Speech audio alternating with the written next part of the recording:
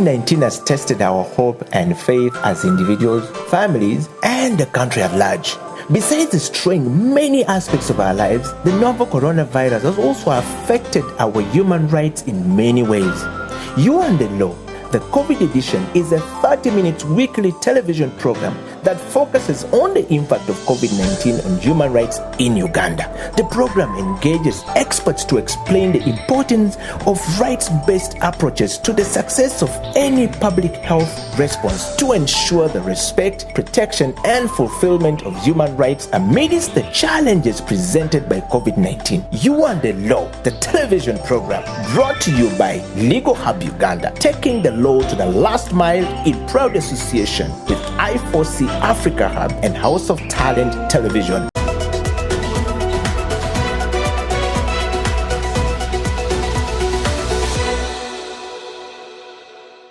COVID was not expected by many people early last year, because I think when it was happening in the Western world, everyone, probably distanced themselves. Yeah, it was a Chinese problem. Exactly. Some people would easily say that God was probably punishing those guys in Europe and the Western world generally, Yeah. But the situation changed rapidly, and it came down to our doorsteps here. It came down to Africa, it came down to Uganda, and we all know what happened.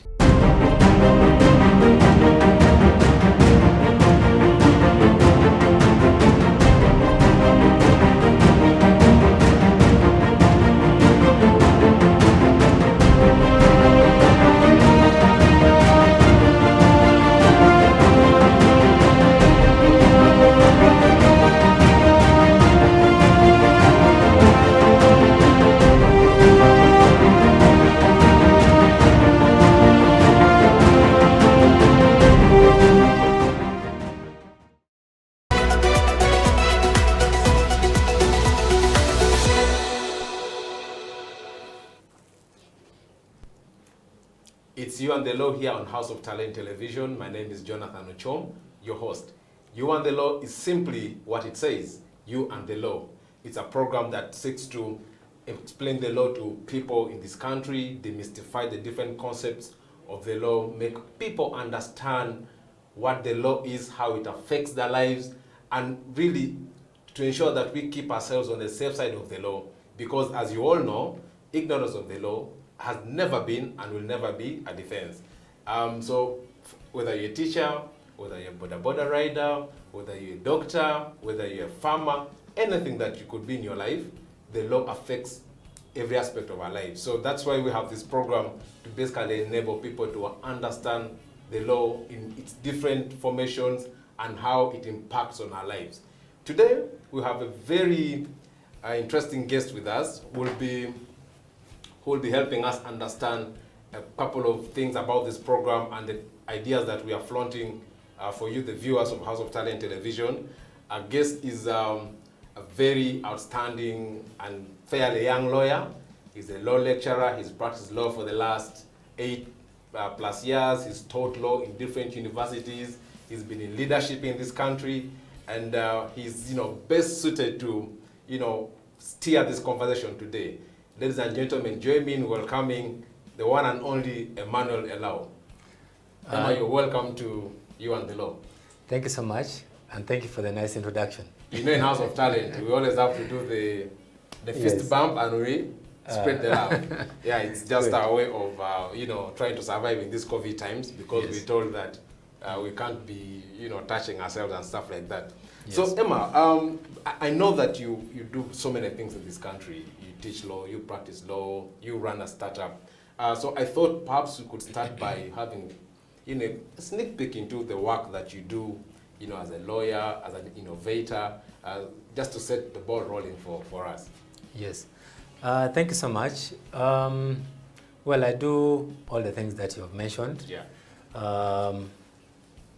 Been a lawyer for quite a while now, since 2014.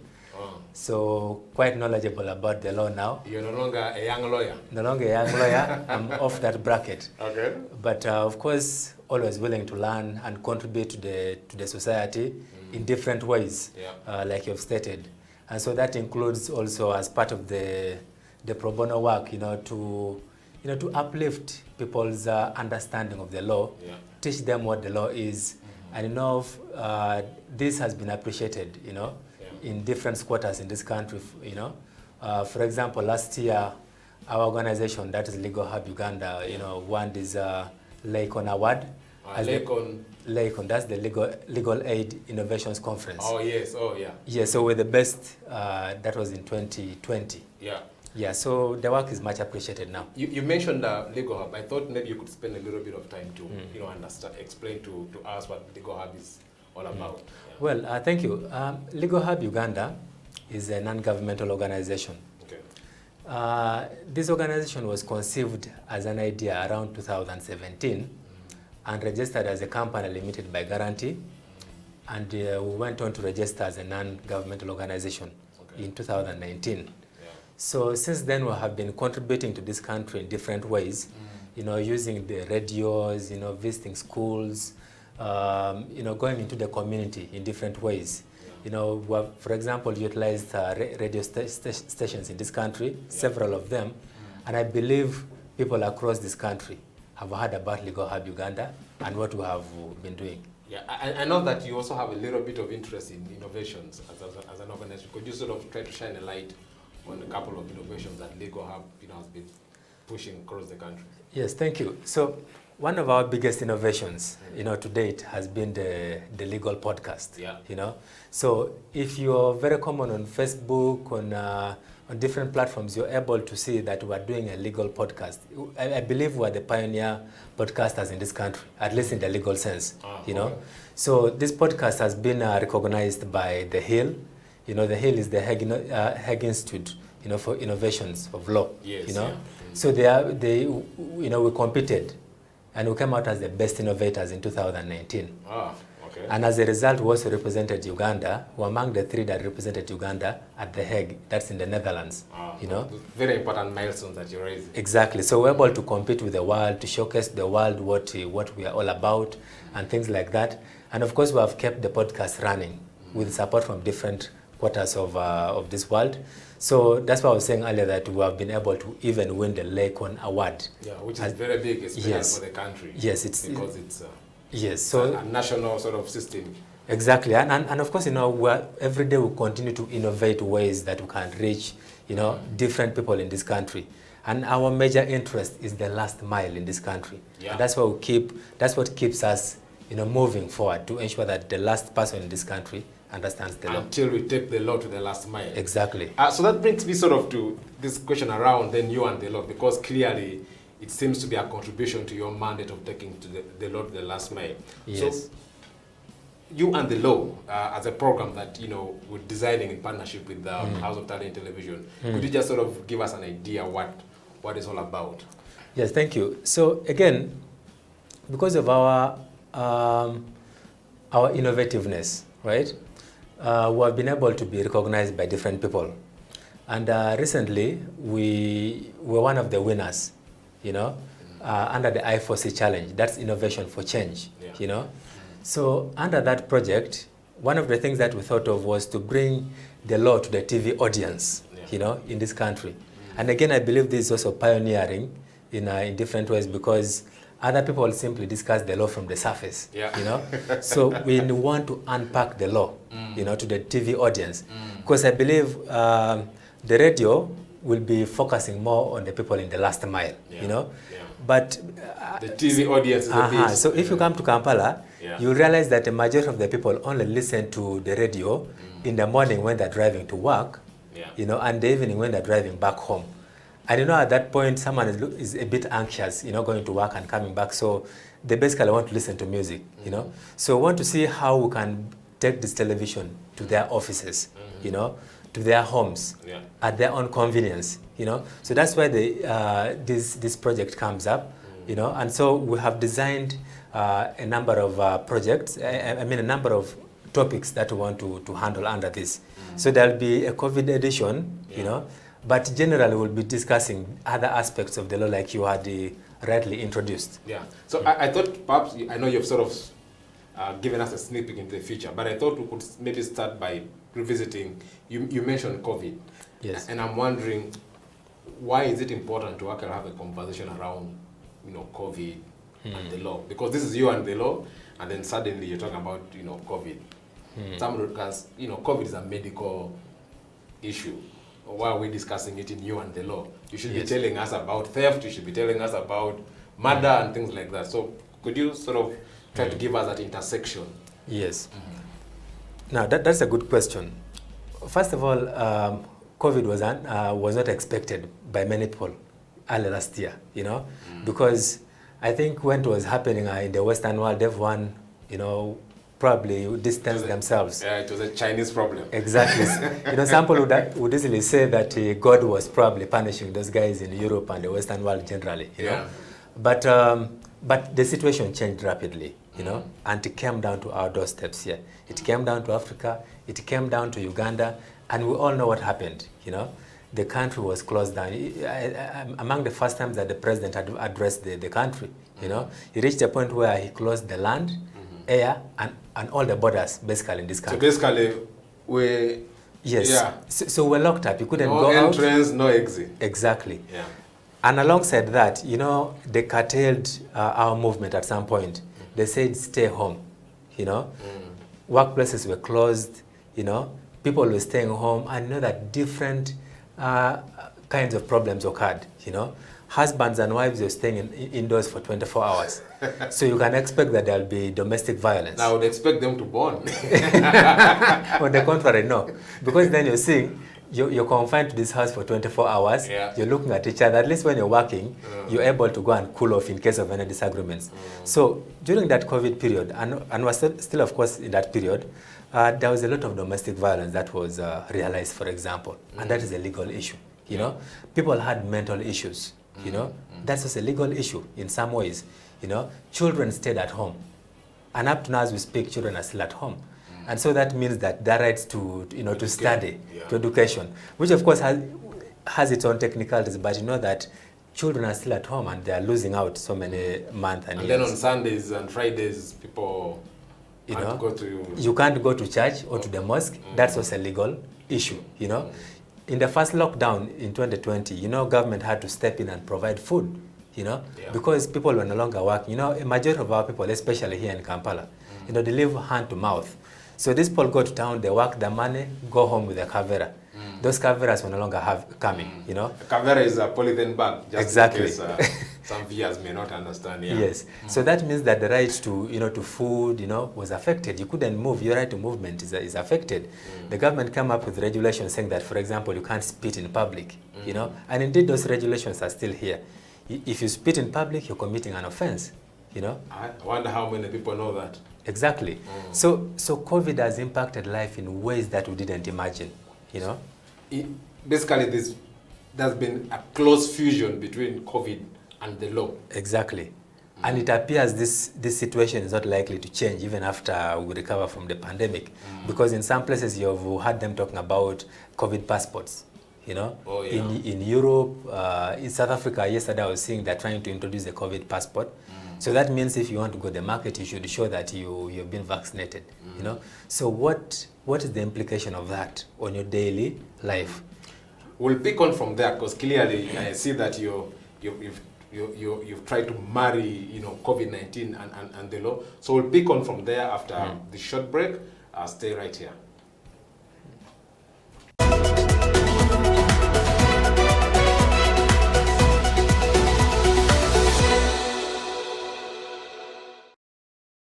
COVID-19 came and disorganized our economy, brought our health system to its knees, and along the way, affected our rights significantly. This is You and the Law, the COVID edition here on House of Talent Television. My name is Jonathan Ochom, your host. When it comes to the law, we basically live the law, on a day-to-day basis, Whether it is in your bedroom, there is a law that governs it. If you're married, for example, even if you're single, there could be something touching on the law, because you might be in your bedroom with an underage girl, or you might be with another person's wife. All the things are the law. If you're a human being, you have rights. Those rights are called human rights. They are examples: the right to health, the right to freedom from torture, that underscores human dignity. Freedom from slavery. You're not supposed to be someone's slave. If you look at our penal code, Yeah. it sets out another marriage laws. It sets out the persons who can marry and those who cannot marry, right? For example, you can't marry your close relatives. You know, if you did, you'd be committing a crime. The state is not supposed to tell you who to worship, how to worship, how many times in a day. No, you have a right to work. A right to work. You have freedom of association. Cohabitation for whatever period of time does not make you husband and wife, right?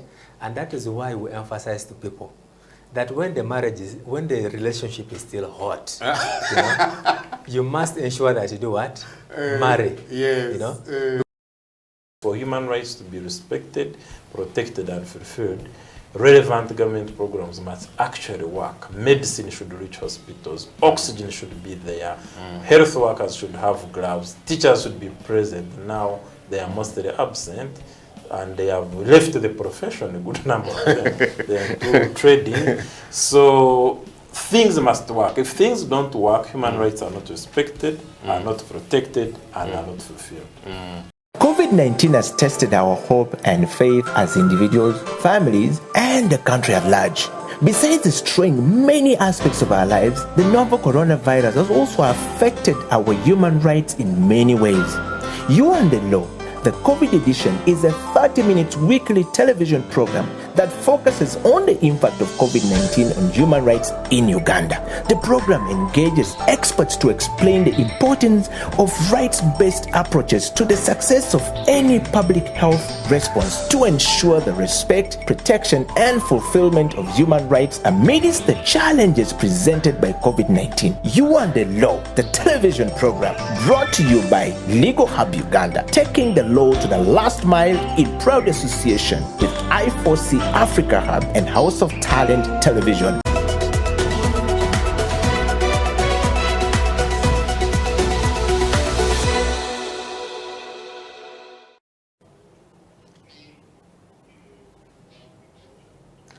It's You and the Law here on House of Talent Television. My name is Jonathan Ochom, your host. Today in studio, we hosting Mr. Emmanuel Elau, co-founder at Legal Hub Uganda, the practicing lawyer and a law lecturer, basically to discuss and explain to us this whole show that we're premiering here, You and the Law, specifically the COVID edition.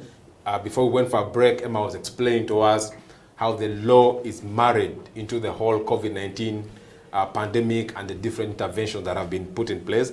I thought, Emma, we could pick on from there. So before the break, you sort of tried to make that explanation. So could you kindly, in a more sort of detailed manner, highlight the various human rights that you think have been affected by COVID-19? Yeah. Well, thank you. There have been different rights that have been affected. You know, we're talking about the right to education. We're talking about the right of movement. We're talking about the right to health, which has also been highlighted because of our, infrastructure. Yeah, our preparedness for... Exactly. Yeah. I think we have also seen the right to life, to an extent, also affected. People's rights to worship, people's rights to, to marry at some point, because when it was suspended. Yeah, he couldn't do a ceremony. Yes, he couldn't do much, I think the people's rights also to earn a living, generally, which could be connected with the right to own property. It could be, one could make an argument that has also been affected. Economic rights that economic rights, severely yes. affected. Exactly. So looking at the COVID edition of You and the Law that we're talking about today, what are the kind of topics that people should expect, the viewers of House of Talent Television should expect to be discussed on this show? Okay, thank you. So, because of this whole idea, we have put together a couple of topics, 12 of them in particular, for purposes of this particular COVID edition. So you just selected only 12? 12 topics, okay, particularly. So those topics are going to touch on the law and human rights in Uganda. So we'll basically have a guest telling us about the different laws, the different rights that have been affected, because we're talking about human rights. Yeah, sort of a broader picture. A broader discussion. So you can expect a very interesting discussion around that. Two, we'll be talking about COVID-19 and access to justice in Uganda, because we know already that even without COVID, a great majority of people in this country were even struggling to access justice, and this is no news, You've heard of people talking about case backlog, access to courts of law, access to lawyers, If you look at the infrastructure in this country in terms of legal aid, I mean, it's a bit poor, Everybody looks at Law Society, but Law Society only has 22 legal aid clinics across this country. But how many districts do we have? 100 and something. Exactly. So even before Corona, there was a problem. But now we want to discuss post-Corona. What exactly? Actually, in Corona. In Corona, actually. Yes, yeah. What exactly is going on? I think that's interesting, actually, even noting the fact that courts were actually closed as well during the lockdown. And I remember, I think lawyers were not essential workers. No, they were not. Yeah, so with all the fancy suits, at a certain point, a wheelbarrow pusher was more important than you. We were relegated to another, Of course, there was this whole thing that lawyers at some point were made essential. But you see, it was technical because it was only a fee. You had to apply for a permit. Yeah. Each time you had a case. Yeah. But remember, if your client is arrested, because sometimes these things are not planned, considering how police operates. If your client is arrested, you have to apply for a permit that could take you a day or two. And then the law, on the other hand, says that 48 hours. 48 hours, and then your client as well is entitled to see a lawyer upon arrest. So that also was affecting. So imagine a lawyer running all the way from Nigeria to Chira Road Police. Exactly. Because they don't have a permit. Okay. Yeah. Any other sort of areas of discussion that we'll focus on? So another interesting topic is COVID-19, gender, and women's rights. Yeah. There have been a lot of gender that issues. Sounds interesting already, yeah. Exactly. There have been a lot of gender issues in this country as a result of this COVID. Domestic violence, women, beaten, and all sorts of things. And of course, we're not biasing this only to women. Of course, we're aware that there are some men who may have also fallen victim. Only that, of course, that the men fear to come out. So it will be a bit of a general discussion, though of course with some bit of focus on women specifically. Another topic of interest is COVID-19 property and land rights, because as you're aware, while everyone else was busy, with Corona things, some people were also busy scheming ways to evict them from their land, because courts were suspended, if a guy wants to take over your land or to break down your house, you have no recourse to a court of law. Interestingly, there was actually a directive issued by the Ministry of Lands suspending any forms of evictions and stuff like that in that period. Yes. But I think this being Uganda, some people were able to, of course, to bypass. So you find that whereas they put out all the things, sometimes they're well-intentioned, that we do not want people to be evicted. But there'll be someone out there, who can be able to... Who can bypass. Imagine if they can demolish a church in this country, so you can only imagine what they can't do when... the country is locked down. When the country is locked down and there's just a piece of paper saying that don't evict people, So that's one such topic. And then also we have COVID-19 and its impact on employment and labor rights in Uganda. This is a very serious discussion. We have had people lose jobs. We have had people with reduced salaries. Salary cuts, Salary cuts, The teachers are out there. They don't have jobs. Or even when they maintain their jobs on paper, the employers are telling them, we can't pay you because children are at home. Perhaps the other angle is that also we've had businesses closed down. Businesses are also closing down. Because it's always tempting to look at the employees only and forgetting that the employers are struggling. Exactly. So we'll be delving into the labor issues in this country. And then also, we'll be looking at the right to food, COVID-19, and the right to food. Yes. That's an interesting one, because I remember in the first lockdown, people were like, I'd rather die of COVID than die of hunger in my house. Tell us about the right to food. So that topic will also be discussed. As we all know, it's one of the rights which is internationally recognized. Yeah. So we need to delve and try to understand what that right entails, you know. Does it mean that the government should bring food and put on your table, you know, or government should create a conducive environment for you to be able to get food, you know? Like you've always had Paul saying that someone should be taught how to fish instead of being given what? Fish. The only danger here is that the fish pond was closed because most of the earning places, you know, were shut down. But I think it will be an interesting discussion here to see, honestly, you know, like how this has been affected by COVID-19. Exactly. Now, the other topic of discussion is going to be on civil liberties. Yeah.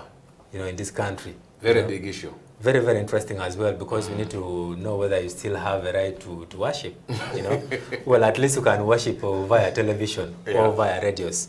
Well, maybe some people are comfortable with that, but I'm sure a number of people are also uncomfortable with it. I know the Christians believe in fellowshipping together. So exactly. And if I'm not mistaken, I think there's a case which has been filed at the Constitutional Court.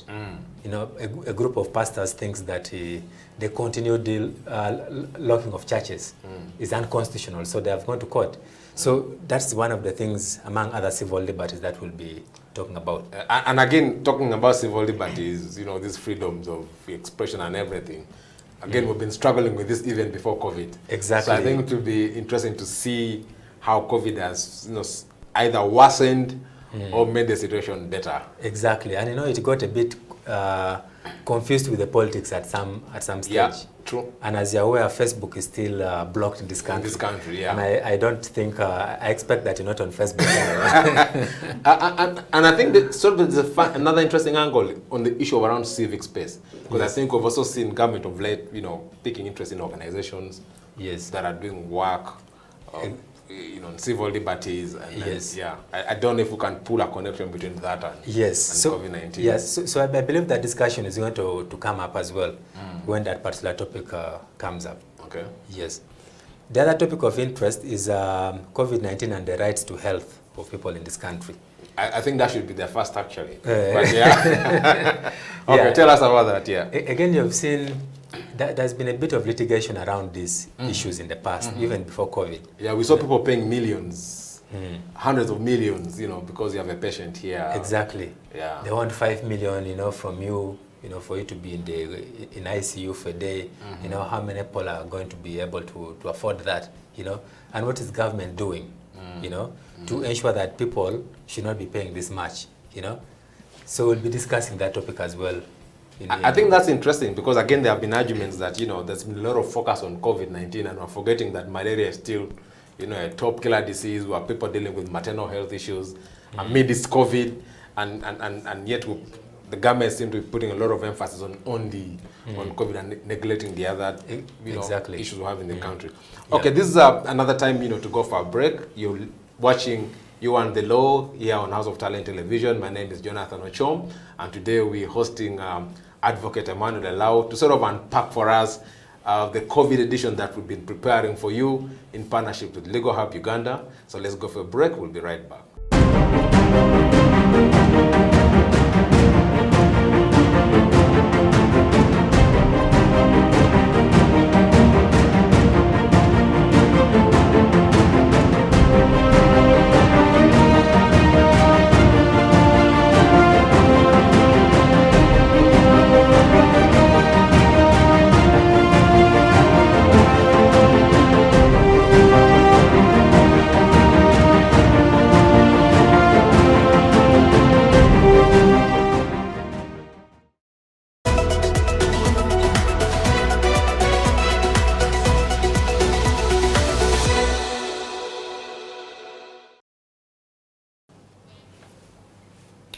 It's You and the Law here on House of Talent Television. Welcome. My name is Jonathan Ochom, and we're having Mr. Emmanuel Elau today, an advocate and law lecturer, to explain to us You and the Law and the intersection with COVID-19 in Uganda, which is a sort of a specific edition that House of Talent Television is going to be producing. So before we went for a break, you were highlighting on the topics that we're going to be discussing in this program. So I don't know if you still have some more to... Exactly. Yeah. Thank you. So the other topic we'll be discussing is going to be COVID-19 and disability rights in Uganda. Yeah. because you'll understand that the disabled people have also suffered in different ways. Yeah. You know, I will, on a lighter note, I will highlight one particular issue. You know, when the president started at, giving those speeches of his, you know, Or the weekly updates, yeah. kind of. So what happens is, at first there wasn't an interpreter. I don't know whether there is one now.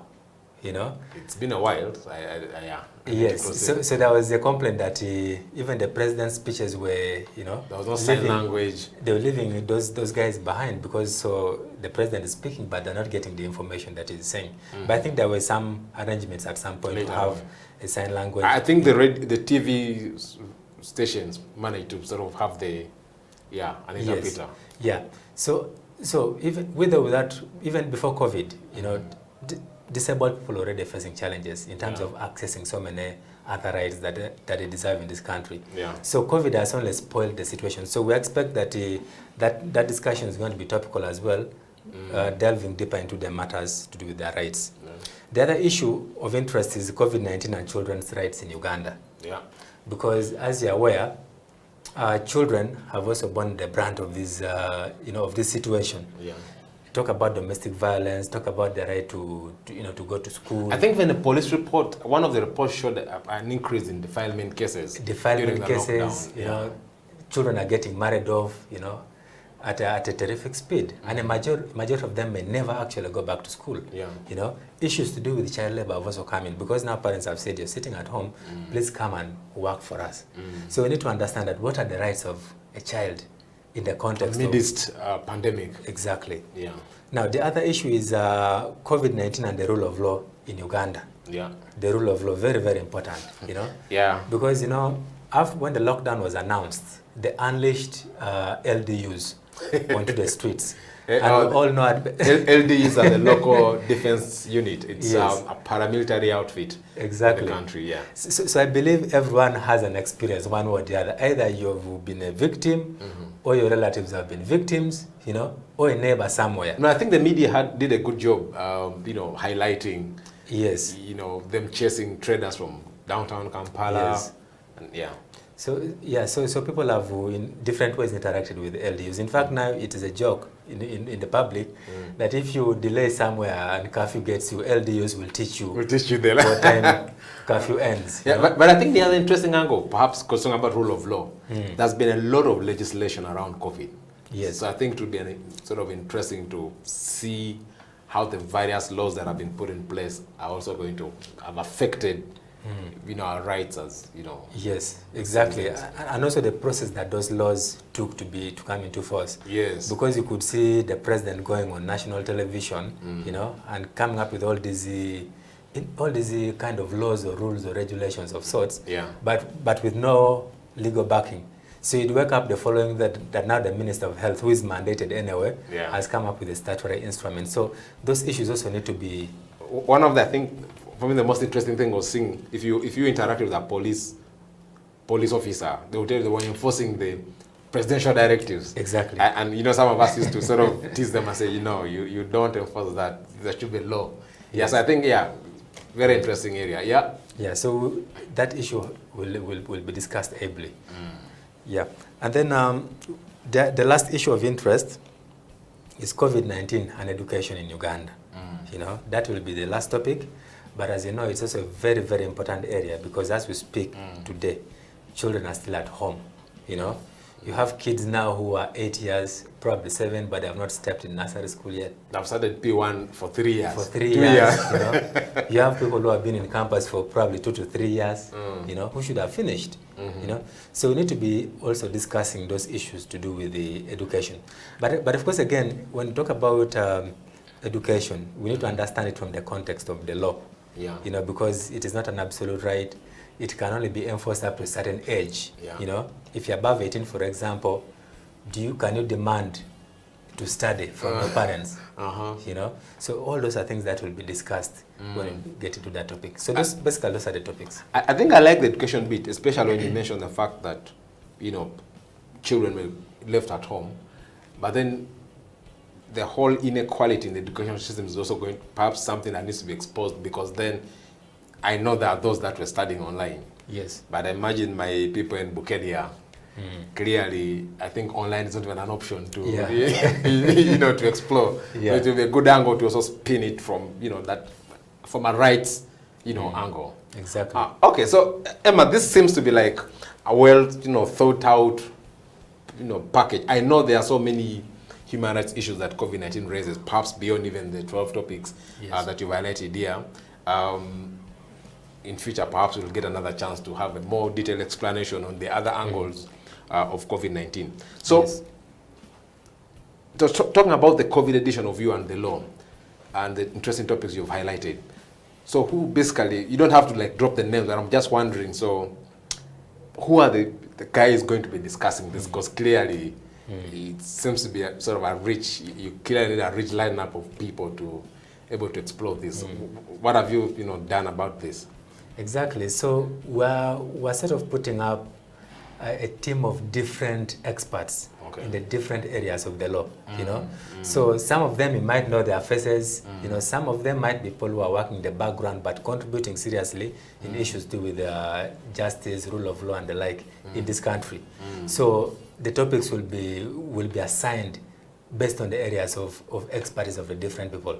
So just keep your fingers... so where are they drawn from? Because is it private park? Is it academia? Is it... I don't know. So well, they're drawn from different sectors. We have civil society actors, who will be coming in. We have private lawyers who will be coming in. Some of the prominent lawyers in this country coming to discuss the different topics. We have people from academia who will also be coming in. We also have people from the NGO sector. Well, they will be lawyers, but with a background of the NGO sector. Yeah. Yes. So this is going to give a different mix to this. It's sort of, perspective. Yeah. So you shouldn't expect that one person is going to sit here and discuss all these different topics because there will be different people. Okay. So as we come to the end of this, I thought maybe you could just give us a sneak peek into the show. So talking about how is it sort of structured? What are the issues that we're looking out? Of course, we know we're talking about COVID, the law and human rights. That's the overall. But like, how is this structured so that we're able to have a meaningful, conversation or an impactful discussion around this? Yeah. Well, thank you. So each of these topics is going to be packaged, in almost a similar manner, So we'll be starting with the foundational issues for starters, If we say we're going to discuss the rights of children in this country, we do not want to attack it at a higher level. We want to start by making you to understand that who is a child, what are their general rights, or what are they entitled to as children, before we come to discussing how COVID has impacted on them, right? You need to first understand what their rights are. The very basics. So we want to demystify the law, essentially. So basically you're living to the title, You and the Law. Yes.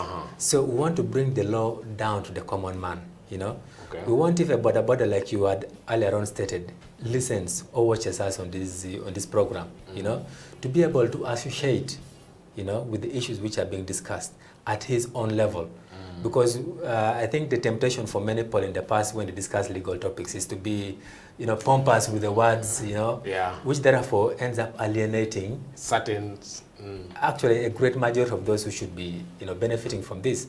So the only persons who will be understanding are probably lawyers or educated people who have the ability to pay a lawyer anyway. So we want to take it down. Okay. So that will be the foundational issues. Okay. Now next we'll be talking about marrying those foundational issues to the COVID experience. Yeah. How has COVID impacted?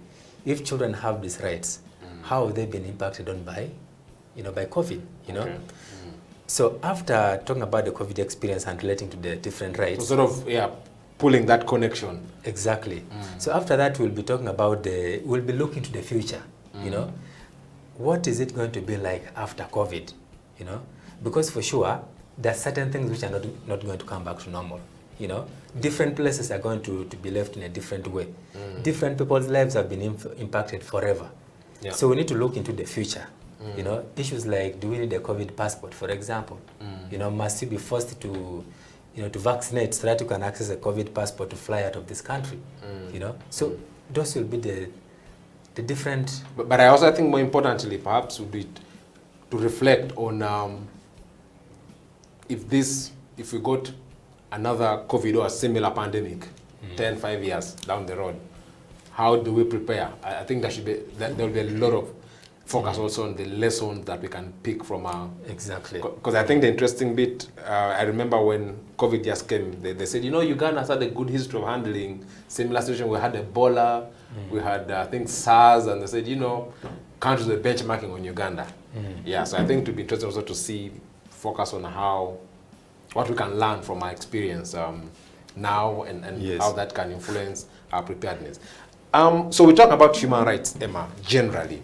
But I know that in the human rights spaces, there's a discussion around rights holders and duty bearers.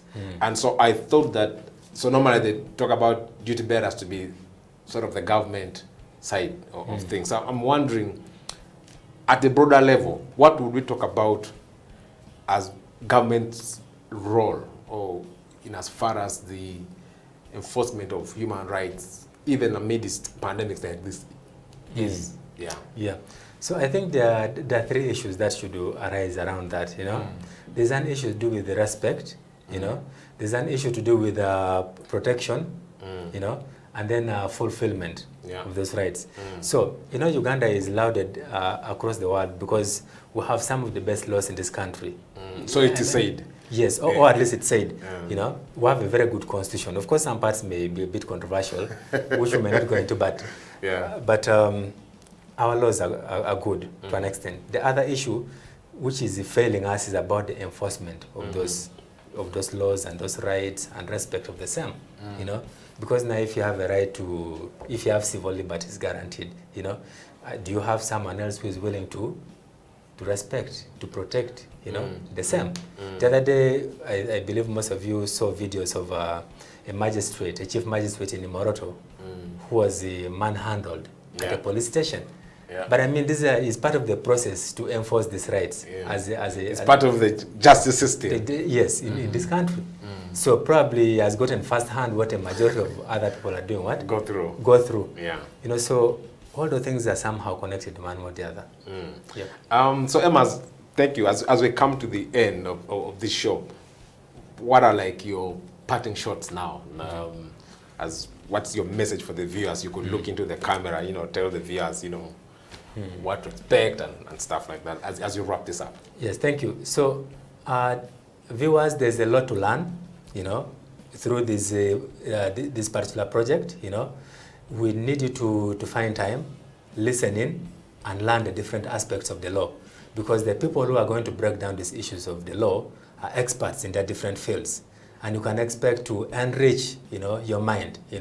Like they say, some people go elsewhere to enrich their bodies, grow big and all that, but you should utilize this moment to grow your mind, because like the host said earlier, ignorance of the law is no defense. So I hope that after this program, or after these shows that are coming along, you'll be able to know that ignorance of the law is no defense, and you'll be better prepared to fight for your own rights. Thank you so much. What a way to wrap it up. With this, viewers, we come to the end of today's episode of You and the Law. Like I said, this program is there for you. It's there to make you understand the law in its most basic form and how it affects your life. So I urge you to watch House of Talent Television and follow this program and learn the law, and give us feedback on the comment section. Let us know what you think. Let us know what you want us to discuss. Because this program is bigger than COVID-19. We have a lot lined up outside this edition which focus on COVID-19. So with that, we come to the end of today's episode. It's a bye from us.